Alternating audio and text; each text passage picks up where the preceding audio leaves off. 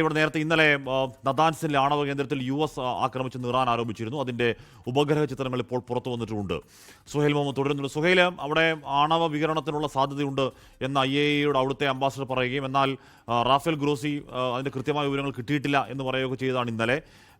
ഈ ഉപഗ്രഹ ചിത്രങ്ങളിൽ വ്യക്തമാവുന്നത് എന്താണ്?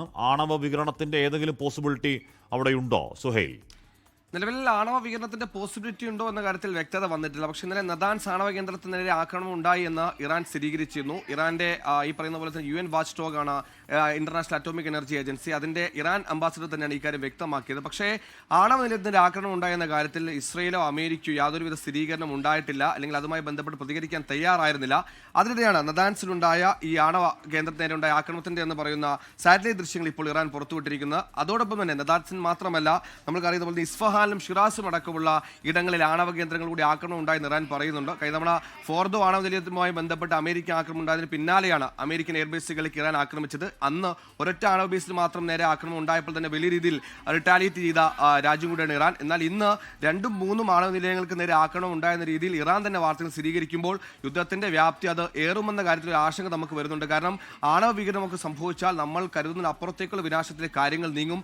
അത് ഇറാനെ കൊണ്ട് കടുങ്കയിലേക്കൊക്കെ കടപ്പിക്കുമോ, അല്ലെങ്കിൽ അതിന്റെ അങ്ങേ അറ്റത്തേക്ക് ആണവ വികിരണം സംഭവിച്ചാൽ ആ രാജ്യത്തിന് നാശമുണ്ടാകുന്ന കാര്യമാണ്.